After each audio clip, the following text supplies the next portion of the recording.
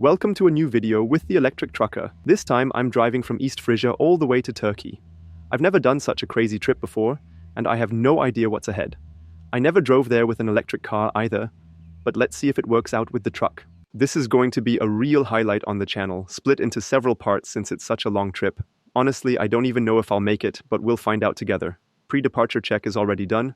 I just need to pick up the dog, and then we can roll. I'm heading south to Daimler Trucks in Wörth am Rhein because this trip is basically for them. The destination is Aksaray, south of Ankara, in the middle of Turkey. There's another Daimler Trucks plant there, and they run shuttle trips with several trucks every week, moving goods back and forth. I'll be doing one of those runs now. A common issue with electric trucks is that charging stations are rarely exactly where your driving time ends, but this time it worked out perfectly. I've got just 3 minutes left on the clock. Couldn't ask for a better parking spot. I've driven 333 kilometers and the battery is still over 50%. I don't even need to charge, but since I'm here anyway, I'll just plug in. My week actually started a bit dramatic because Krumelix hurt himself. He looks all calm now, but he tore off the horn of his claw. It's kind of like when a person rips out a toenail. I took him to the vet, but they said there's nothing to do. Just some antibiotics, painkillers, and rest. But he's already running around like crazy. It happened on a steel grate staircase he's walked on 1,000 times before, but this time his claw got caught. Anyway, I'm charging at this truck charging park that I've been plenty of times. It's quiet during the day with lots of space, and charging works fine at 300 kilowatts. The plan was to head to the plant and load tomorrow morning so I could start fresh, but I just called, and they'll load me today since I'll be there by 3:30. I'll probably charge at the plant, and then roll out early tomorrow since I'm already loaded. This trip is already a challenge, but Daimler Trucks is giving me some support. I can charge at their sites, so when I leave or return, I can plug in there, and also at Aksaray in Turkey. In Wörth am Rhein, it's a bit more professional. They've switched their entire inbound logistics over to the Mercedes eActros 600. I think they nudged their partner haulers to add an eActros 600 to their fleets too.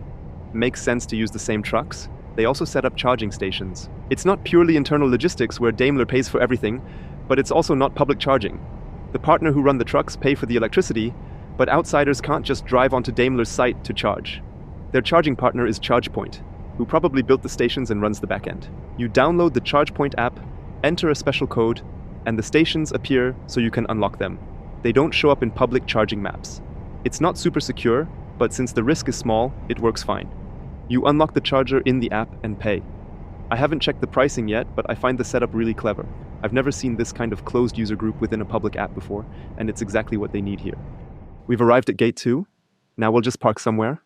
Some of the Turkish trucks that usually run this route are already here, and you can charge easily too. I'm not charging now since I'll probably get loaded soon, but when I leave, I won't have to search for a charger. That eActros driving by is carrying the eAxles that get installed here. I'm at gate 2 now. The spot I was before was just a small lot, but this is the main parking area with plenty of space for trucks. I also spotted an eActros 600 with Bulgarian plates and met Peter. He doesn't speak German or English, but now he also has the eTrucker app installed. They've built a really nice charging park here for the companies who deliver to the plant and pick stuff up. All Alpatronic chargers, one with 2 plugs, the rest with single plugs, all at 400 kilowatts. Perfect for trucks. And the transformer is so oversized they could even add 2 megawatt chargers. You could charge right at the ramp, but this spot in front of the plant is more flexible. Great if you're early for your slot or need a rest. With some basic facilities and even a coffee machine. It's almost 6, so I'll charge up, repark, and stay overnight. I'm carrying 20 tons of empty steel pallets that will be used to transport goods back. For now, everything's set. Tomorrow, the wild trip kicks off, starting in the best way possible, leaving with a full battery.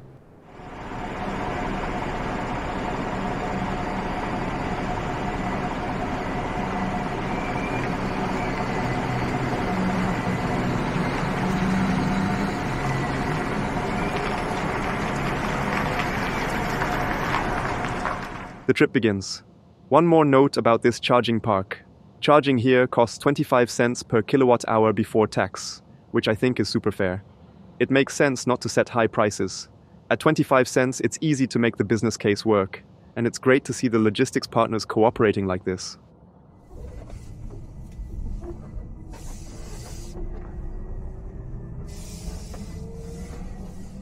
I need to head north toward Darmstadt to the office of the company that hired me for this trip, because my customs papers aren't fully sorted yet.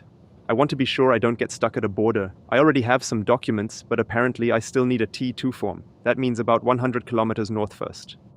They told me it'll take another half hour, so I thought, why not charge in the meantime? It's a small gas station, not ideal with a trailer, but you could leave the trailer somewhere nearby in the industrial park. I was still at 83%, so I didn't really need to charge. It's an Alpatronic unit, charging at 300 kilowatts. In the eTrucker app, you can see my location. This charger isn't listed yet, so I'm the first eTrucker here. I'm now reporting this spot as truck capable, added some notes about space and where you can leave a trailer. So the database keeps getting better day by day. The custom stuff is sorted, and I got the customs cord sealed around the trailer and a plom on the back. I thought I'd be done in a few minutes, but it ended up taking 5.5 hours. But that's just how it is. I've stopped stressing about it. No idea why it always takes so long. Maybe they still saved me time compared to what it could have been. Anyway, time to drive east. In city or country roads, I usually drive in power mode with a bit of boost.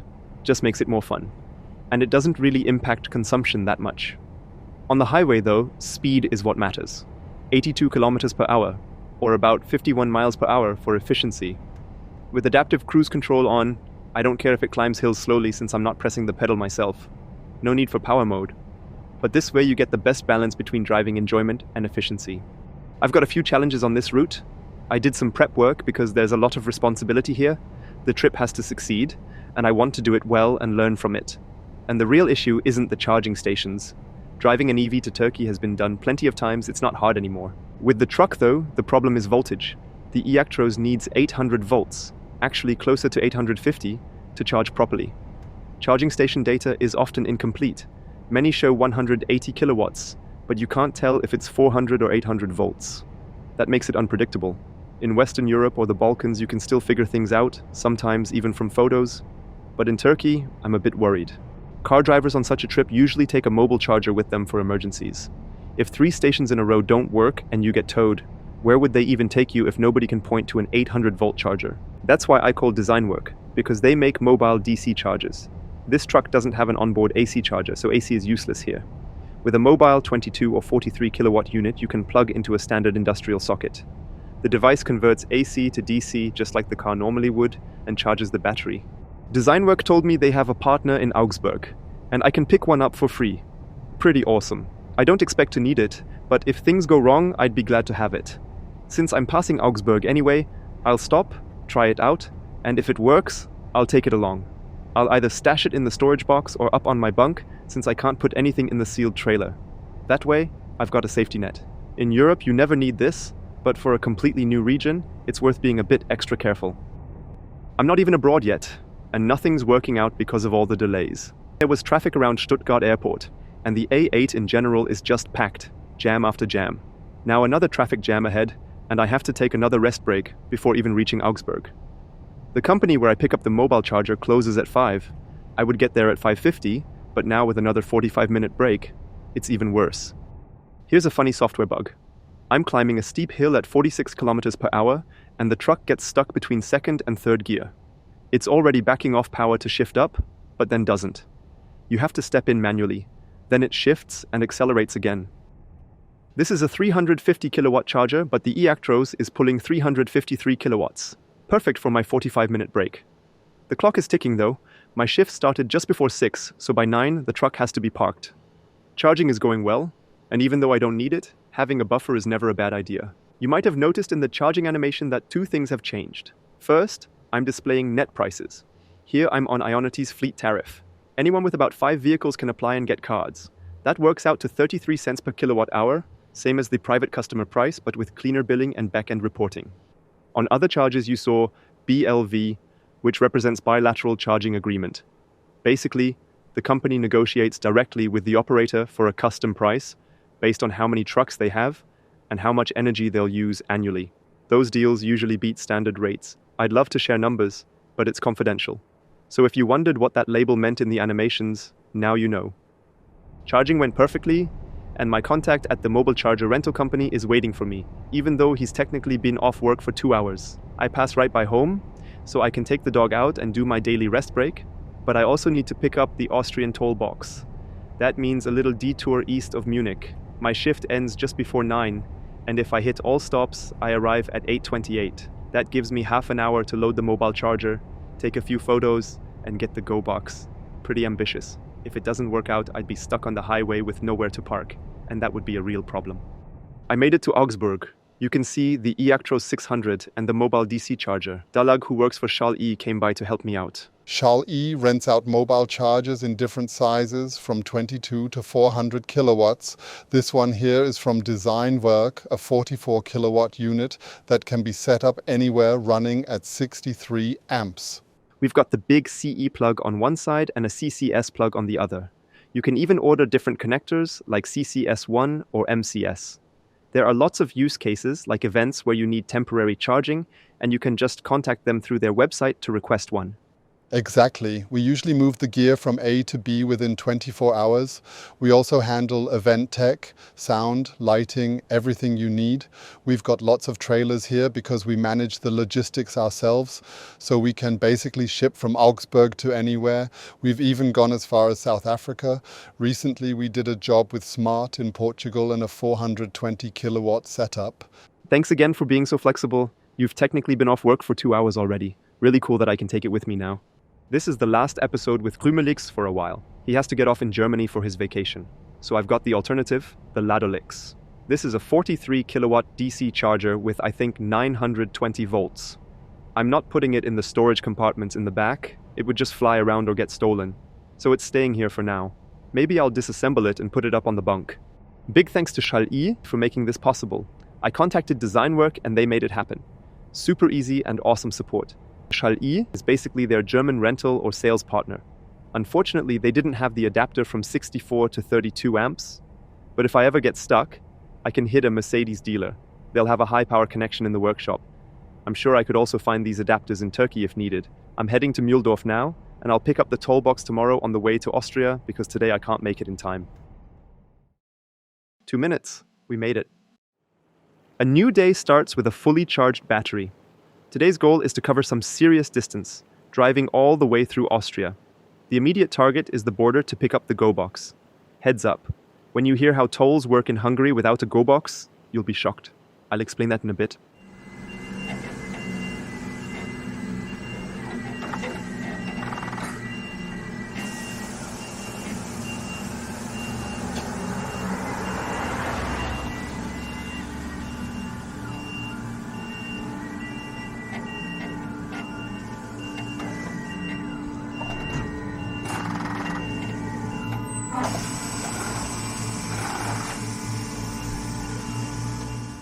I recently bought a new smartphone because my Galaxy Note 9 is basically worn out, barely holding up.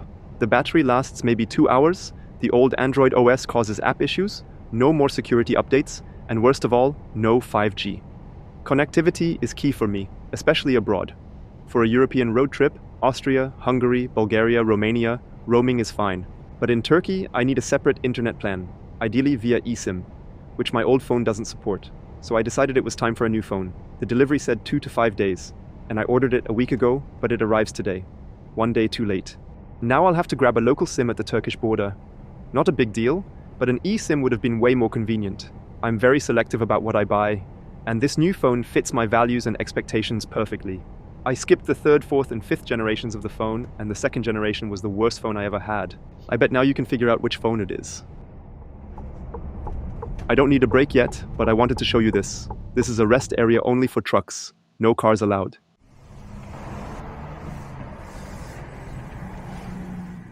Truck, electric truck, fast charging or parking without charging. Parking without charging, 15 minutes.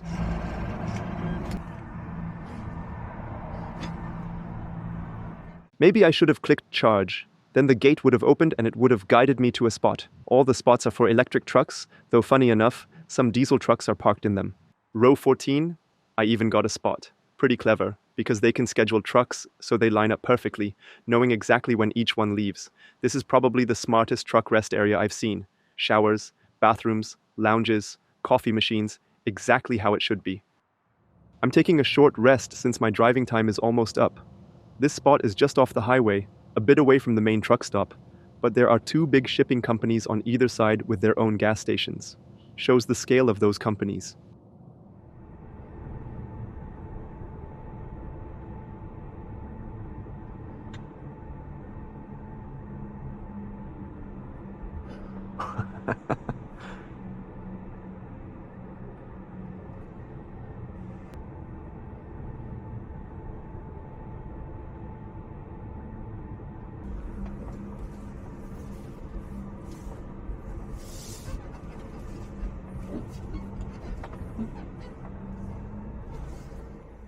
There's a lot to say about this charging park. First off, you can park here with a trailer, but the app's overview isn't great.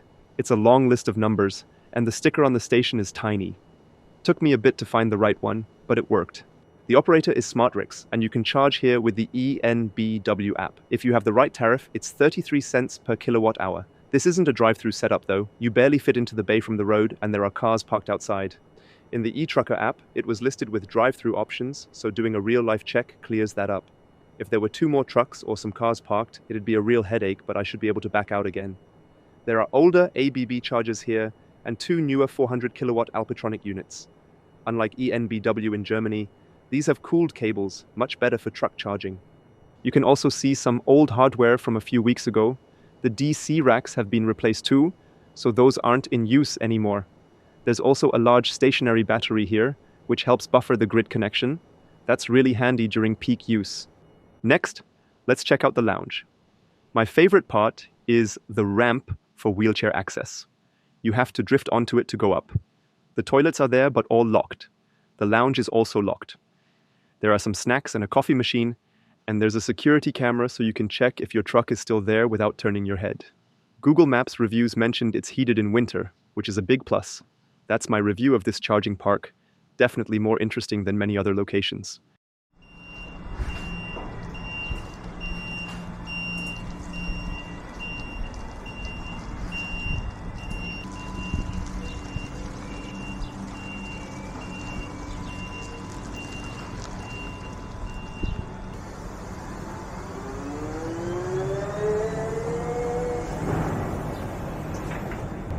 Next stop, the Austria-Hungary border. We've got plenty of driving time and range, so no worries there. But now, brace yourself. Hungary changed their toll system. Before, you could book stretch tickets, like in Denmark. You say where you'll drive, you get 24 hours to drive through, pay, and go. But now in Hungary, tickets are only valid for 120 minutes. After that, you have to stop, pull out your phone, and book a new ticket. 4.5 hours would have made more sense, since you'd have to take a rest anyway. And you can't just set your route on a map. You have to type in each location. It's not the end of the world, especially since I've known about it beforehand. But if I'd found out at the border how complicated it is, I'd probably would be pretty annoyed. I'm now at the Austria-Hungary border, taking a rest break and checking out the toll situation. You go to the website and select Occasional Route Ticket, and it says, since February 1st, the stretch ticket is only valid for 120 minutes from the time of purchase. I'm entering the truck details. 5 axles, heavy commercial vehicle, emissions-free. Now comes the tricky part. Planning the route. My destination is a truck stop just before Budapest. It says 134 kilometers. Should be doable in 2 hours. Then I'll have to book a new ticket and reach a charging station by tonight. But I have to wait until my break is over, because the ticket becomes valid as soon as I pay. We're now in Hungary. My stretch ticket is running. I've never been to Hungary before. That truck also has to book his ticket here. Many truck drivers have a toll box, so it's not a big deal for them. But occasional drivers, especially RV drivers, struggle a bit with this. For camper drivers, stopping every 2 hours isn't a problem. But as a truck driver, it would have made more sense to have a 4-hour window. The second route is booked. I just stopped at a rest area and now I've got 2 hours for 120 kilometers. If you've got your credit card and company VAT ID ready, and you know where to drive, it's manageable, but still annoying. You basically lose about 5 minutes.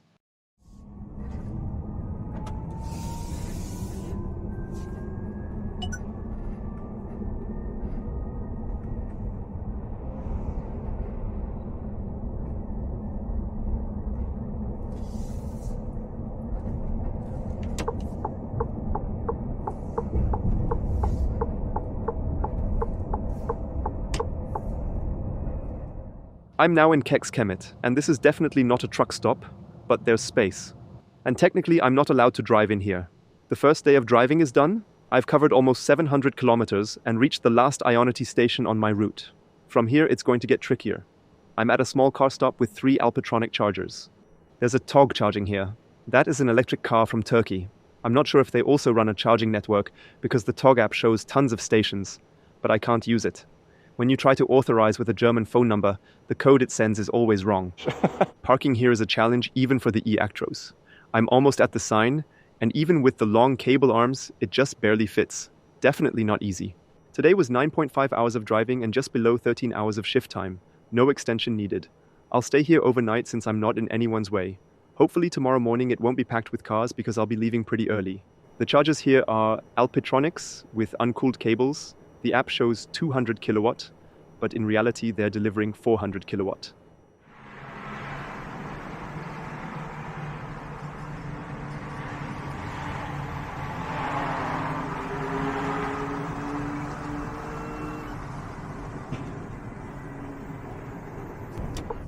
We're on the road, Friday 5:15, beautiful morning atmosphere. The battery is fully charged. I've booked the route toll in Hungary up to the border, and that's it.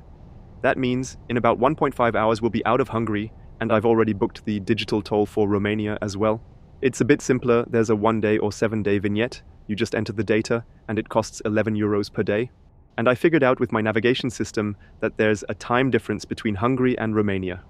I was actually supposed to arrive at my short stop at 9:38 when my driving time ends, but apparently it's already 10:38 because Romania is 1 hour ahead.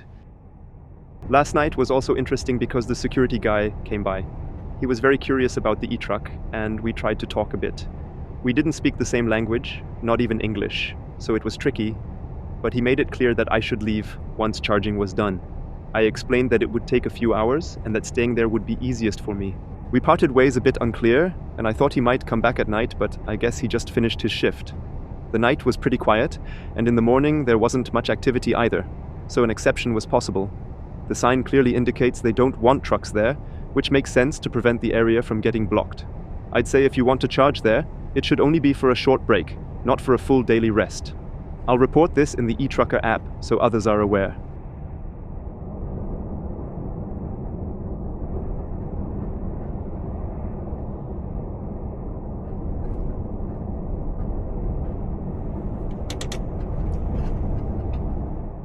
Since I keep seeing these charging stations at the rest stops, I decided to stop quickly and check if any of them are 800-volt stations.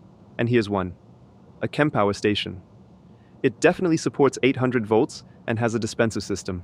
Really cool, but I'm going to keep going a bit further. Now the highway is closed, so I'm driving on Romanian country roads. Hello!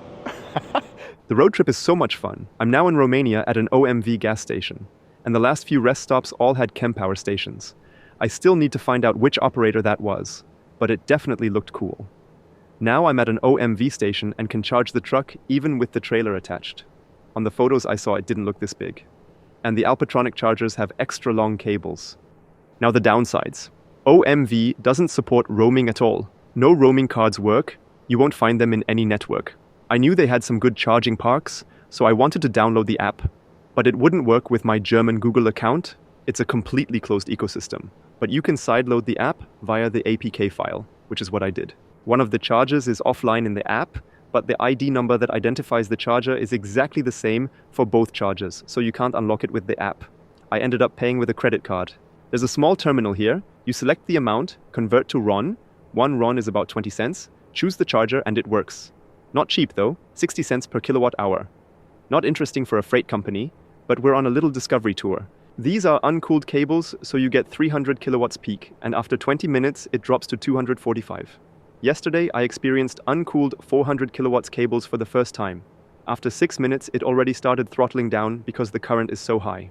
And I had a little shock moment. I looked at a rough route where the chargers are, and my TomTom navigation said I couldn't go that way. But with Google Maps you can go there. So I checked the truck GPS. I'm heading to Pitești and it says I can get there.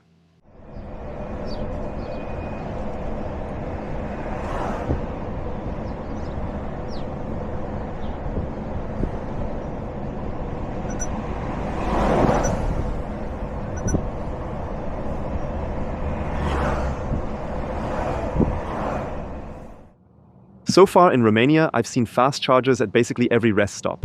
Even out here in the countryside, Petrom has set up electric fast chargers.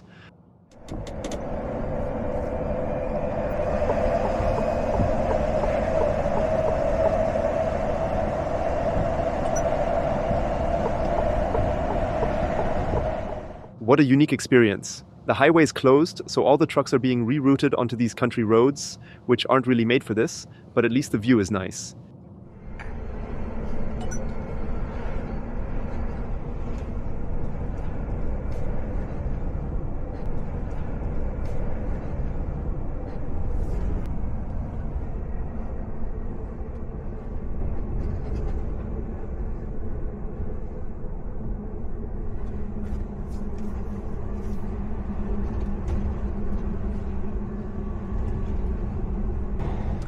Here's the master plan. I'm headed to Pitești. I didn't enter it exactly, but the route in the GPS should be fine.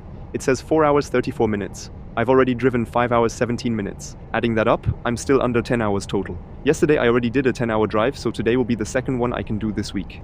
I've got 3 hours of driving left, so I need a 45-minute break, and I'll take it at an OMV station I've marked. I don't actually need to charge because the truck says it has 440 kilometers of range, and the destination is only 258 kilometers away. But you never know. I'm curious about this route because the GPS actually suggests I can't go this way. It's a mountain road, but we'll see if it works.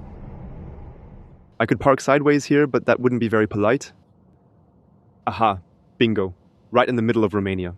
Awesome, right? Even I'm a bit speechless. This is just insane. It's literally a truck stop. Like I said before, the car chargers are over there, but here we've got 9 400 kilowatt chargers, each with one cooled cable. The layout is interesting too. You drive in forwards and back out backwards. I always focus so much on drive-through solutions, but in other countries it's totally different. Often you just drive in forwards. It's common in the UK too. Then you need a bit of space at the back, and if the road's wide enough, it works. The only thing that surprises me is that it's designed for right-side charging, but with so many chargers, it's not a big deal. Also interesting, we've got one credit card terminal for 2 chargers, so you don't have to walk far. Once you're done, you go to the terminal, finish your charging session, and the receipt prints immediately. That's always been a tricky point with credit card payments. You usually need a receipt or a download link, but here it's all instant. I don't even need to charge, but during this 45-minute break, the battery will fill up completely. Seeing all this in person is just absolutely mind-blowing.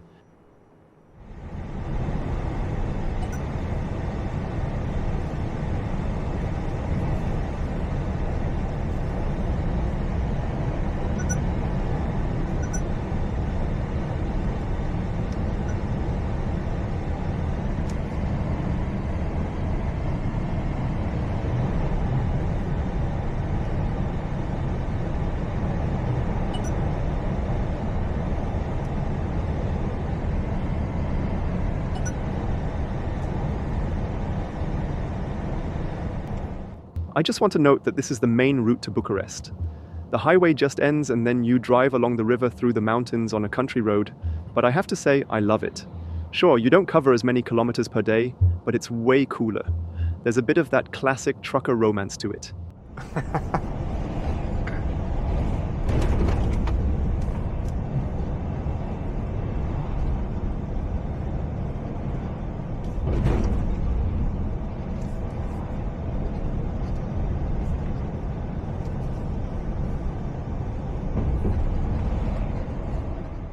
I'm a big fan of automating small decisions and not questioning them anymore, so that you can free up your mind for the big things in life.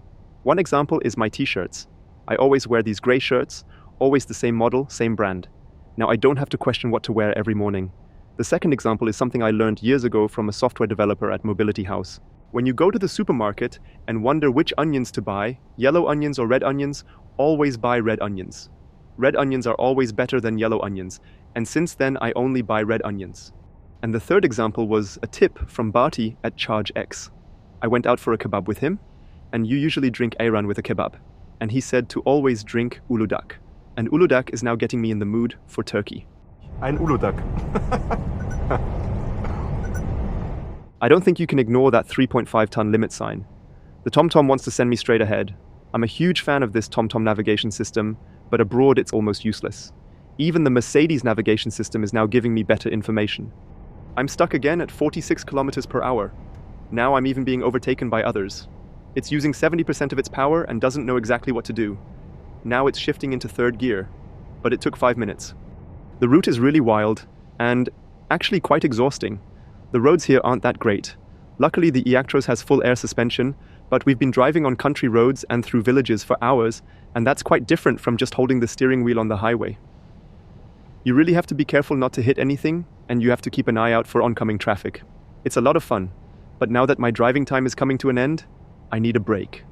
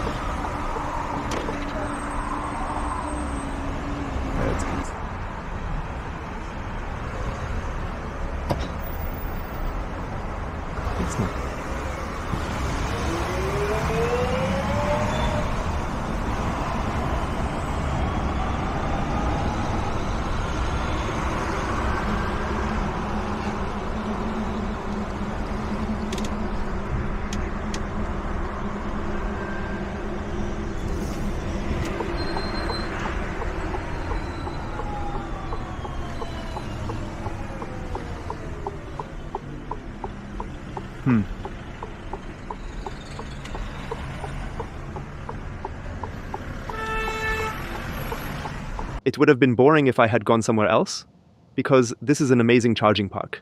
I'm going to hide my trailer and then I'll charge up there. Lots of DC and AC charging points. It's a dream here. If the bus is allowed to park there, then I can park there too, right? I really wanted to get to Pitești today because I know that the tour will become much more difficult from now on, which is why I am here at this shopping center. With the eActros, you always have to park in such a stupid way because the charging ports are positioned so awkwardly that you simply cannot charge normally. There are 300 kilowatt fast charging stations, then another 650 kilowatt chargers. And then there are lots and lots of AC charging stations. There are 50 charging points here in total, which is awesome to see. When I drove in, security immediately came over and asked what the trailer was doing at the back and what I was doing here with the truck. When I explained that I wanted to charge, they understood right away. I didn't understand a word, but he indicated that I should drive off again later, and that's a bit of a problem because I'm now on my break and I don't want to drive anywhere because I can't find a parking space. This is another classic example of an emergency situation that reminds me of the startup environment. If I ask him now if I can stay overnight, he'll say no because it's his job to say no. But if I go to bed and apologize afterwards, that's probably the better strategy. But the price isn't that attractive here either. There are very few roaming partners here at E.ON in Romania, so I just used my credit card. At OMV stations, you can set the reserved limit that is blocked by the credit card to 900 RON, and then it stops charging. That's about 180 euros. Here it's limited to 250 RON or 50 euro, and you have to start the charging process over and over again. And with such a large battery, that takes a while and is annoying. Otherwise, my day is done. In the next video, we're going to drive through Romania, Bulgaria, and then into Turkey. If you want to see the video earlier, you can get early access with a YouTube membership. Greetings from Romania and see you in the next video.